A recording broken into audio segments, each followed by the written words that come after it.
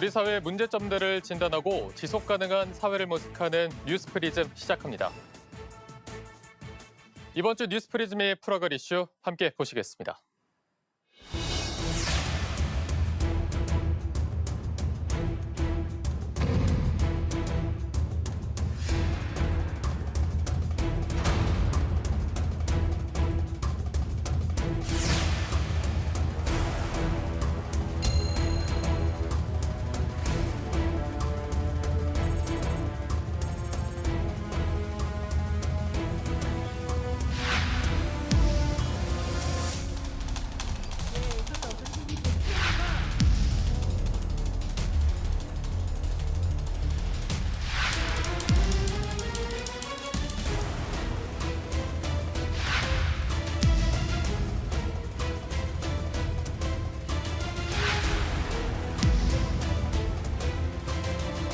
우리 전세 제도가 그동안 우리 사회에서 해왔던 역할이 있지만 이제는 수명을 다하는 게 아닌가.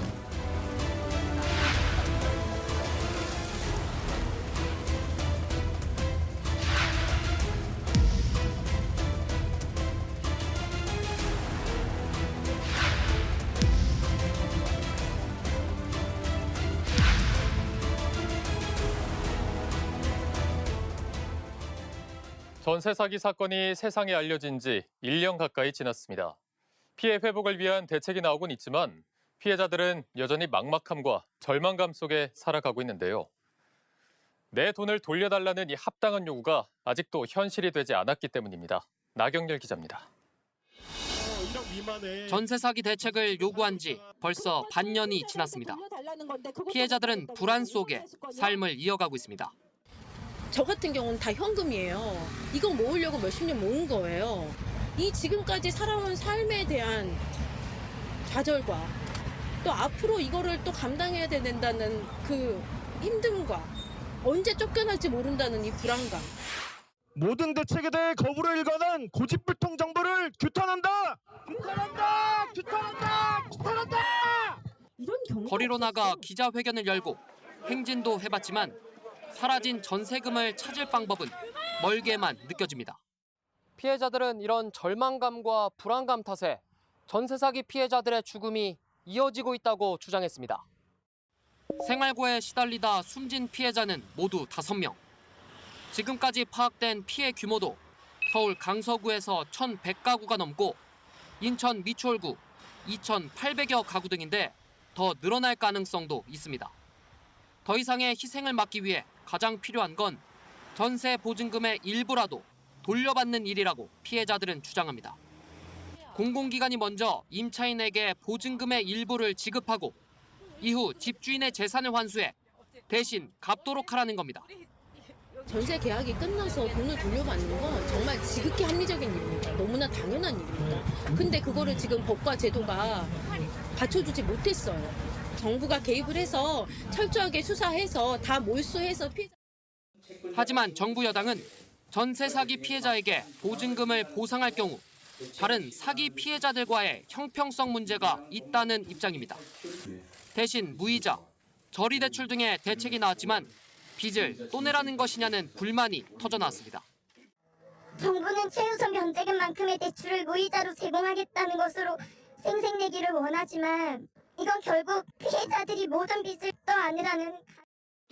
피해자들은 오늘도 내 돈인 전세 보증금을 돌려달라고 요구하고 있습니다. 연합뉴스 TV 나경렬입니다. 사정이 이렇다 보니 다세대 주택에 새들어 살다간 보증금을 떼일 수 있다는 공포가 퍼졌죠. 차라리 월세를 택하면서 빌라 전세 거래는 역대 최저를 기록했는데요. 임차인도 어렵지만 전세값이 떨어지면서 집주인도 보증금 마련에 진땀을 빼는 건 마찬가지입니다. 이어서 박효정 기자입니다. 서울 송파구 다세대 주택 밀집구역.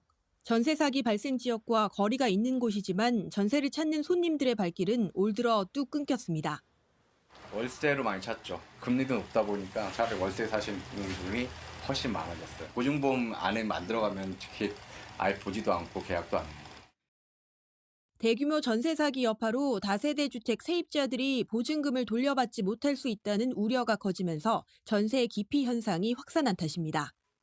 지난해 1월부터 4월까지 다세대 주택 전세 거래량은 53,326건으로 역대 최고를 기록한 반면 올 들어 같은 기간에는 36,278건으로 줄었습니다. 전세가 사기에 이용되면서 세입자들의 주거 불안이 커진 게 가장 문제지만 집주인도 난감하긴 마찬가지입니다. 세입자 구하기가 힘들 뿐 아니라 전셋값이 떨어지면서 재계약 시에 보증금을 더 마련해줘야 하는 역전세난이 현실화됐기 때문입니다. 지난 2003년 송파구에 다세대 주택 한 채를 짓고 11가구에 세를 놓는 생계형 임대인 박계자 씨의 상황이 그렇습니다. 지금 한 2천 정도, 한 세대에 2천. 하나는 한 3천 정도는 잡아야 될 것 같아요.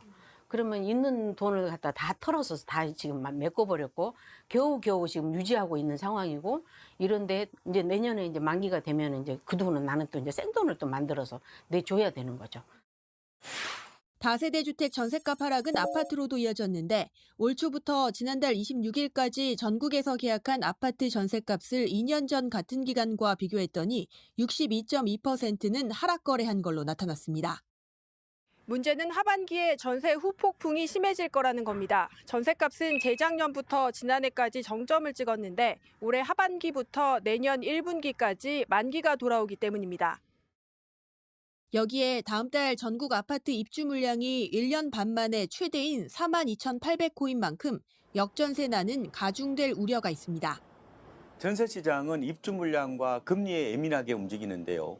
올해 입주 물량이 예년에 비해서 많고 기준금리도 연내 인하가 어렵기 때문에 올 하반기에도 역전세난은 지속될 것으로 예상이 됩니다.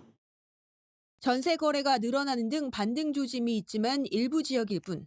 적어도 올해까지는 빌라 전세 기피 현상이 이어지고 보증금 반환을 둘러싼 갈등이 여기저기서 터져나올 가능성이 있습니다. 연합뉴스TV 박효정입니다. 전세 사기 특별법을 처리하는 등 피해자들을 돕기 위해 정치권도 움직이고 있습니다.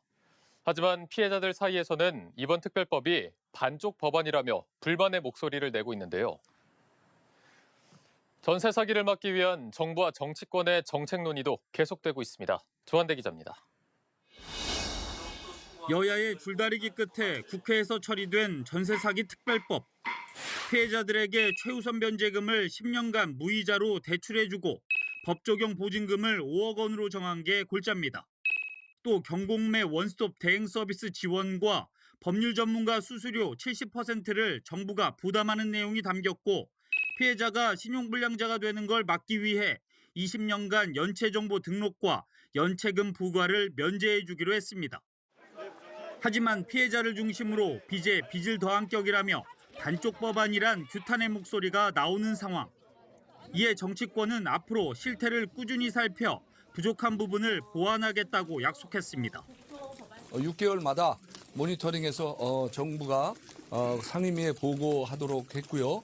그 결과에 따라서 필요하다면 보완 입법에 나설 예정입니다.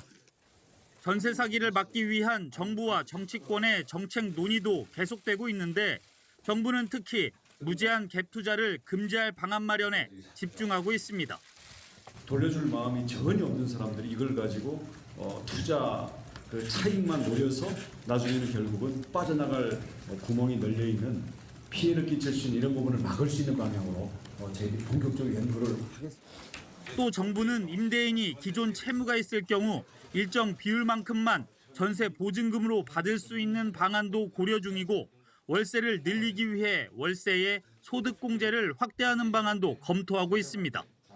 여기에 정의당 심상정 의원은 전세 보증금이 집값의 70%를 넘지 못하도록 하는 이른바 깡통전세 방지 법안을 추진하고 있습니다. 다만 정부와 정치권의 경솔한 시장 개입이 또 다른 혼란을 불러올 수 있다는 우려도 제기됩니다. 시간이 좀 걸리더라도 땜질 처방이 아닌 근본적인 해법을 마련해야 한다는 겁니다. 연합뉴스TV 조한대입니다. 한국의 독특한 주택임대 제도인 전세. 사금융 제도라는 비판도 있지만 집주인, 세입자 모두의 이익이 되기에 지금까지 유지돼 왔는데요. 하지만 최근 집단적 사기, 역전세난으로 보증금을 돌려받지 못한 서민의 피해가 급증했습니다. 피해자 대부분은 저소득층, 신혼부부, 사회초년생들로 내 집 마련을 위해 어렵게 모은 전 재산이 하루아침에 물거품이 되는 등 전세 사기 피해가 컸는데요. 그나마 전세 사기 특별법으로 피해자들에게 조그만 희망은 생겼지만 모두를 만족시키기에는 아직까지 부족해 보입니다. 그리고 지원 대상에서 제외된 피해자들을 적극적으로 구제할 필요가 있다며 보완 입법이 필요하다는 지적이 나오고 있습니다. 이번 주 뉴스 프리즘은 여기까지입니다. 시청해주신 여러분 고맙습니다.